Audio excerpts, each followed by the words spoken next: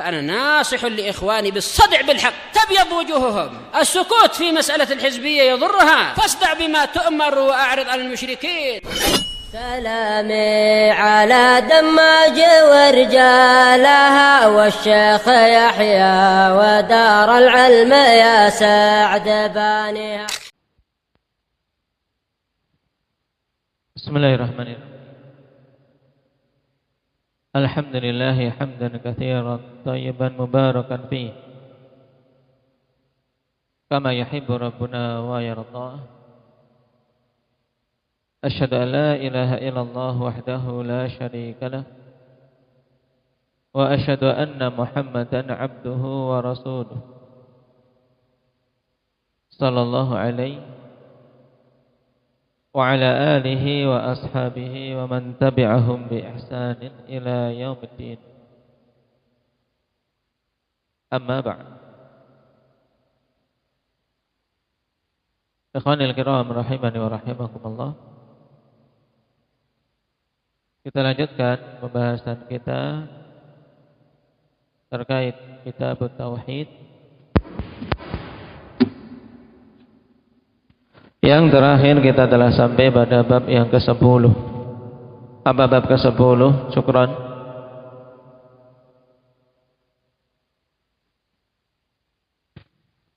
Nah, bab la yudbahu lillah bimakanin yudbahu fihi li ghairillah. Nah, yang merupakan kesempurnaan dari bab sebelumnya, bab yang ke-9. Apa bab ke-9? Hendak Mujahid. Masih lihat-lihat, enggak ganggu. Apa? Bab ke-9 Talha. Bab minasyirki adzabhu li ghairillah ma jaa. Nah, bab ma jaa fi dzabhi li ghairillah. Nah, dan sekarang kita masuk pada bab yang ke-11, yaitu perkataan Syekh Muhammad bin Abdul Wahhab An-Najri rahimahullahu ta'ala, babu minasyirki an-nadhru li ghairillah.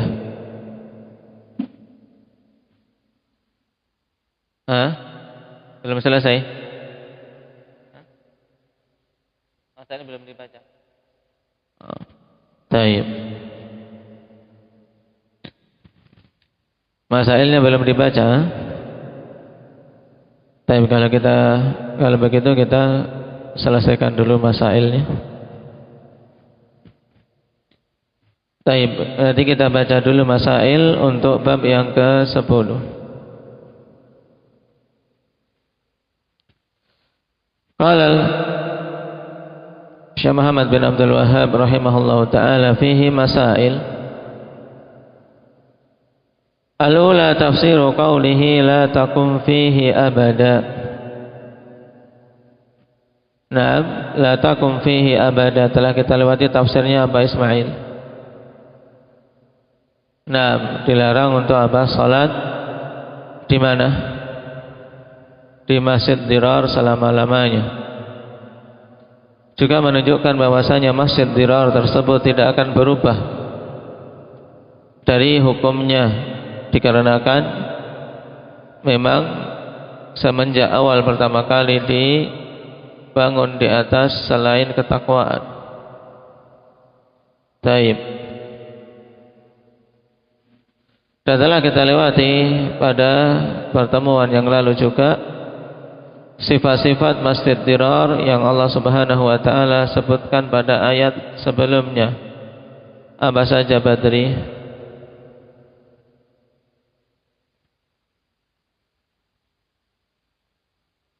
Yang pertama diraran. Nah, padanya dirar terhadap kaum muslimin, menimbulkan kemandaratan dalam banyak hal, perpecahan, kemudian memang diniati untuk menimbulkan kerusakan. Dua, wa kufra, padanya kekufuran. Tiga, wa tafriqan bainal mu'minin, untuk memecah belah kaum mukminin sehingga melemah kekuatan dan ukhuwah mereka. Yang keempat, apa makna irsadan liman haraballah? Untuk yaitu i'dadan, mempersiapkan bagi kekuatan orang-orang yang memusuhi Allah Subhanahu wa taala. Taib. Atsaniyah anna al-ma'siyata qad tu'athiru fil ardi wa kadzalika at-tha'ah. Masalah yang kedua coba diterjemahkan indak ya Ilhan. Bahwasanya kemaksiatan itu berdampak pada bumi dan demikian pula ketaatan. Kemaksiatan menimbulkan kerusakan di muka bumi dan sebaliknya ketaatan menimbulkan kebaikan dan keberkahan. Taib. Maka ketika suatu tempat tersebut adalah tempat yang digunakan untuk ritual kesyirikan, maka diharamkan seorang mukmin untuk melakukan peribadatan padanya. Taib.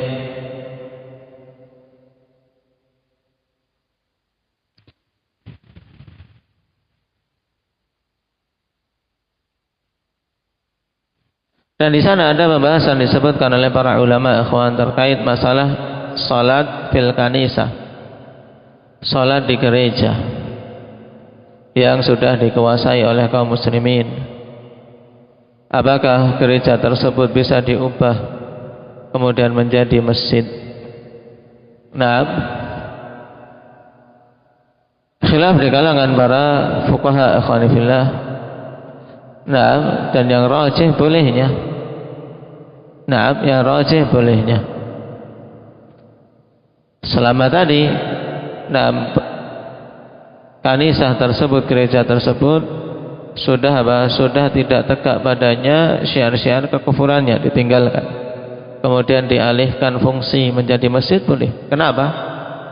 Dikatakan oleh Syekh Ibnu Utsaimin rahimahullahu taala, fa inna salata tukhalifu salata ahlil kanisah. La yakunul insanu mutasyabihan bihadzal amal. Karena salat itu menyerupai dengan salat dengan apa? Dengan ibadahnya orang-orang yang di gereja. Salat beda dengan cara ibadahnya orang yang di gereja. Sehingga tidak dikatakan seorang itu terjatuh dalam tasyabbuh dengan amalan para Nasraniyin, para Nasara. Taib. Berbeda dengan masalah menyembelih di tempat yang di situ disembelih untuk selain Allah, karena sama amalannya, ya tidak? Amalannya sama. Maka penyembelihan di tempat yang di situ disembelih untuk selain Allah dilarang.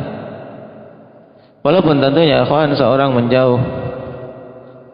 Sebagaimana Syekhuna Abu Amr hafizahullah taala menjelaskan, walaupun demikian al-afdal tarkuha, yang utama untuk meninggalkan, tidak melakukan sholat di kanisah, di gereja-gereja, apalagi di zaman sekarang yang hampir-hampir batas pemisah antara Islam dan Nasraniyah diupayakan untuk dihilangkan, untuk tidak ada lagi al-bara' terhadap mereka dengan alasan toleransi yang semakin diperluas. Ats-tsalitsah raddul mas'alatil mushkilah ilal mas'alatil bayyinah liyazulal iskal. Masalah yang ketiga yaitu pada bab ini kita bisa mengambil faedah juga, mengembalikan permasalahan yang masih rancu kepada permasalahan yang jelas, agar iskal yang ada itu hilang. Sebab apa? Sebab larangan dari menyembelih di tempat yang di situ disembelih untuk selain Allah, ini perkara yang muskil, perkara yang rancung. Nah, atau untuk melarang suatu penyembelihan di tempat tersebut, ini sesuatu yang masih muskil. Makanya Rasul sallallahu alaihi wasallam jelaskan dengan meminta perincian, hal kana fiha authanun min authanil jahiliyati yu'bad, hal kana fiha 'idun min a'yadihim, ditanya. Makanya kapan saja orang mendapati kerancuan, hendaknya hendaknya dikembalikan kepada masalah yang jelas, ditanya dulu, diperjelas dulu bagaimana, sehingga setelah itu menjadi gamblang tentang boleh atau tidak bolehnya. Sebagaimana Rasul sallallahu alaihi wasallam bertanya kepada Abu Thabit bin Al-Dhahhak dalam hadis tersebut. Naam.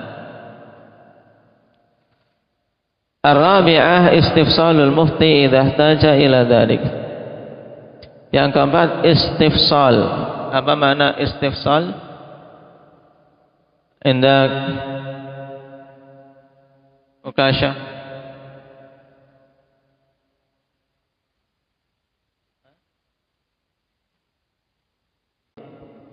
Nah, bermakna talabut tafsil, meminta perincian.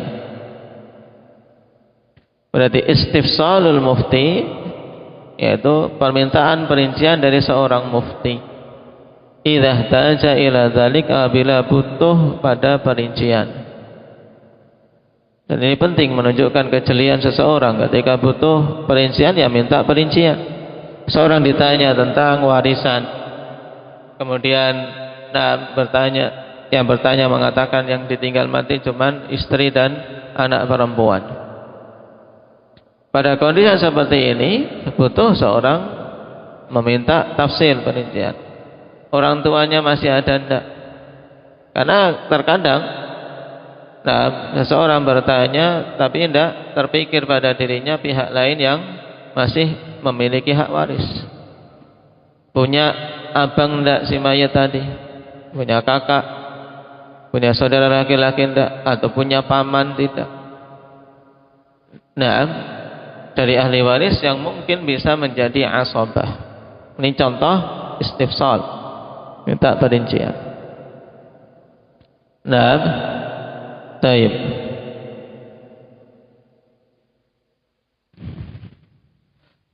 Cuman permintaan tafsil ini tentunya akhwan dibutuhkan apabila ada ihtimal, ada kemungkinan. Ada kemungkinan lain, ada kemungkinan, maka butuh memerinci, minta perincian.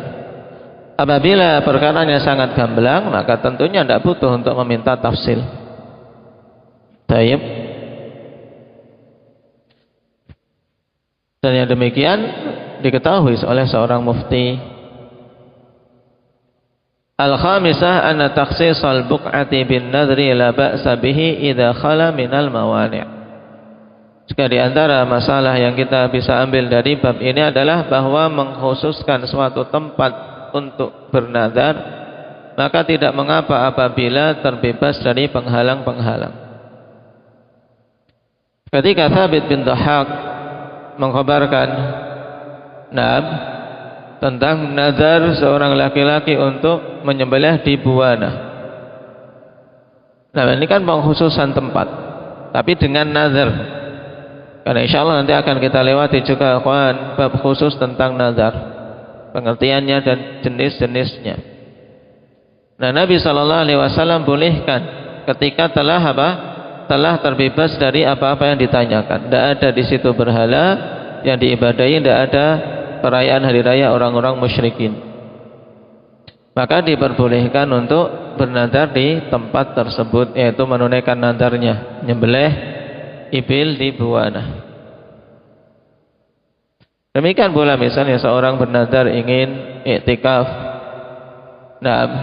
di Masjidil Haram misalnya, boleh taksis yang demikian. Ini dari sisi bolehnya. Adapun dari si hukum nadarnya akhwan, mengawali untuk bernadar, insyaallah akan kita lewati dalam penjelasan hukum tentangnya dan khilaf para ulama terkait dengannya. Asadisa al-man'u minhu idza kana fihi wathanun min awthanil jahiliyah walau ba'da zawali. Yang keenam, pelarangan dari menunaikan nazar di tempat yang dikhususkan apabila padanya berhala dari berhala-berhala jahiliyah walaupun setelah dihilangkan. Naam. Taib. Karena Nabi SAW bertanya, hal kana fiha, apakah dulu di tempat itu ada wathanun min awthanil jahiliyati yu'bad, berhala dari berhala-berhala jahiliyah yang diibadahi. Karena akan menunjukkan sesuatu yang telah lampau. Sehingga walaupun berhalanya sudah dihilangkan, tapi ketika dampak masih tetap ada, kemungkinan malah orang-orang akan ikut serta. Oh, ini berarti mau menghidupkan kembali syiar di situ, syiar kesyirikan di situ. Karena banyak terkadang ikhwan suatu tempat-tempat syirik telah dihancurkan, tapi beberapa tahun kemudian iblis beserta bala tentaranya membisikkan pada sebagian orang-orang jahil untuk menghidupkannya lagi. Diberi sesaji, diberi lilin, diberi penerangan. Apalagi kemudian melihat ada orang yang menyembelih di situ, bisa diikuti rame-rame. Nasallallahu al-afiyata wassalamah. Asabi'ah al-man'u minhu idza kana fihi 'aidun min a'yadihim walau ba'da zawali. Demikian pula larangan dari pengkhususan suatu tempat untuk nazar apabila padanya hari raya dari hari-hari raya orang-orang kafir. Perayaan di situ memang digunakan sebagai syiar perayaan mereka. Walaupun telah hilang, tapi tidak boleh. Kenapa? Karena sangat dikhawatirkan malah dengan melakukan penunaian nazar di situ akan hidup kembali sesuatu yang telah hilang dari perayaan-perayaan orang-orang kufar. Atsamina annahu la yajuzul wafa'u bima nadhara fi tilkal buq'ah. Bahwasanya tidak boleh al-wafa, tidak boleh menunaikan nadarnya dengan apa yang dinadarkan pada tempat yang seperti itu, yaitu tempat yang di situ ada berhala atau ada dulunya perayaan hari raya orang kafir. Kenapa? Li'annahu nadhru maksiyah, karena berarti kalau demikian itu adalah nazar maksiyah. Taib. La wafa'a li nadrin fi maksiatillah, tidak boleh menunaikan nazar pada kemaksiatan kepada Allah. At-tasi'ah al-hadharu min musyabahatil musyrikin fi a'yadihim walau lam yaqsidhu. Peringatan dari menyerupai orang-orang musyrikin pada hari-hari raya mereka walaupun dia tidak memaksudkan. Aku tidak bermaksud mengikuti hari raya mereka. Ini bukan alasan, akhwan. Dalam perkara tasyabbuh tetap dilarang, karena tasyabbuh itu yang diperhatikan adalah keserupaan zahir tanpa memperhatikan niatan, sehingga kapan saja zahir ada bentuk tasyabbuh maka dilarang. Ini harus dipahami tentang masalah tasyabbuh. Sebagaimana ditegaskan oleh Syekhul Islam Ibnu Taimiyah rahimahullahu taala bahwa husulut tasyabbuh la yushtaratu fihi al-qasdu. Tercapainya tasyabbuh tidak dipersyaratkan apa? Hamzah? Tidak dipersyaratkan adanya niatan untuk tasyabbuh. Tidak dipersyaratkan. Soalnya tetap dikatakan tasyabbuh dengan orang-orang kafir walaupun tidak meniatkan. Misalnya apa di antara bentuk tasyabbuh dengan orang-orang musyrikin? Contohnya apa, Afif?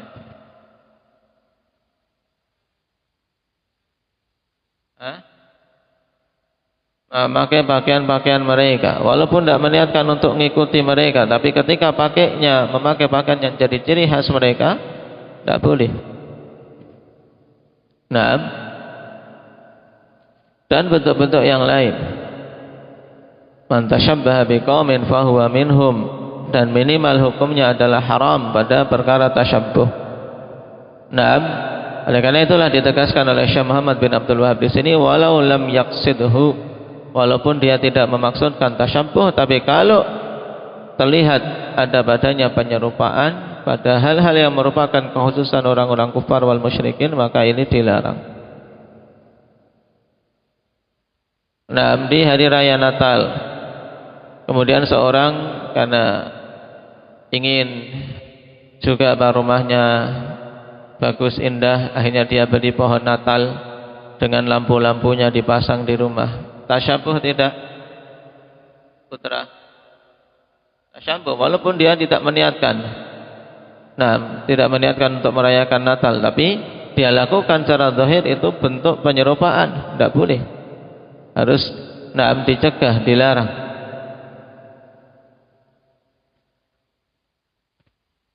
Al-ashirah la nadhra fi maksiyah. Kemudian faedah yang ke-10, tidak ada nazar pada kemaksiatan kepada Allah Subhanahu wa taala. Nah, dan dalam hadis lafadznya la wafa'a li nadrin. Dan lafadz hadis ikhwan, kalau kita tarik dan kita bandingkan dengan lafadz Syekh Muhammad bin Abdul Wahab, sebenarnya ada perbedaan. La nadhra fi maksiyah. Nah, maksudnya bahwasanya nazar itu tidak dianggap. Maksud la nadhra fi maksiyah yaitu tidak dianggap nazar pada perkara kemaksiatan. Baik. Jadi tidak dianggap semenjak awal, sehingga dia tidak terkena pembayaran kafarah ketika menyelisihinya. Berbeda dengan lafadz hadis ikhwan. Lafadz hadis la wafa'a li nadrin fi maksiatillah. Tidak ada penunaian untuk nazar pada kemaksiatan, menunjukkan nazarnya itu dianggap tapi tidak boleh ditunaikan. Nah, oleh karena itulah untuk lafadz hadis berarti kalau nazarnya dianggap tapi tidak boleh ditunaikan, maka dia tidak boleh menunaikannya. Kemudian agar bisa terlepas dari nazarnya, maka harus membayar kafaratun nazar. Dan kafaratun nazar kafaratul yamin. Kafarah nazar adalah kafarah sumpah sama. Baik.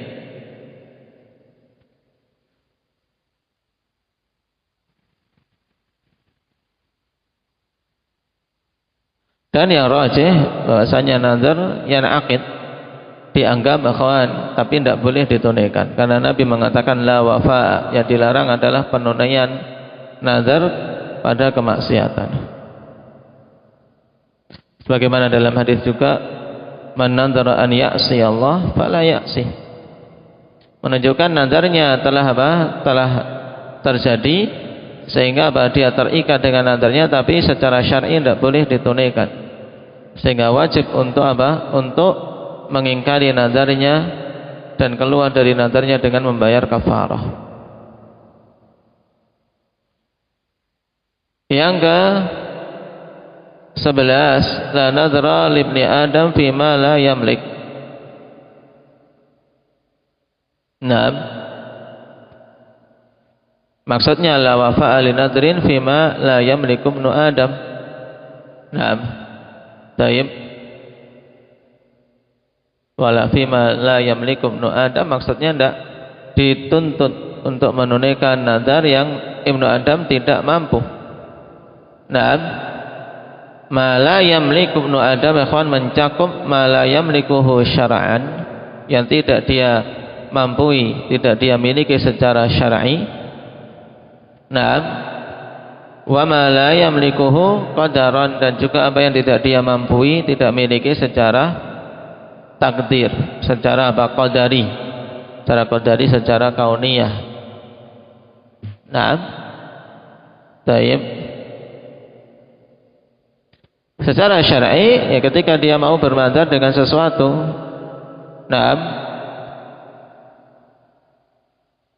yang syar'i tidak membolehkannya, kawan. tidak memberikan kewenangan kepadanya.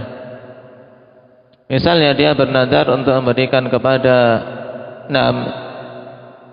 anak perempuannya semua warisannya.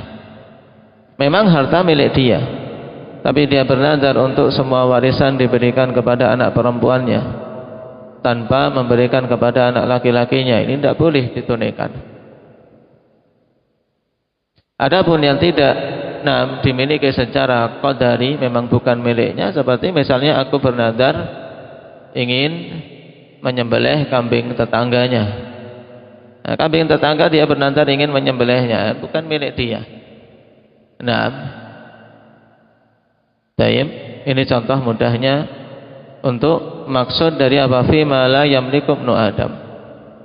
Dan insyaallah pada pembahasan bab nadar akan lebih jelas lagi kita bahas dengan jenis-jenis nadar yang ada. Baik, naktafi bihadza walhamdulillahirabbil alamin. Subhanakallah.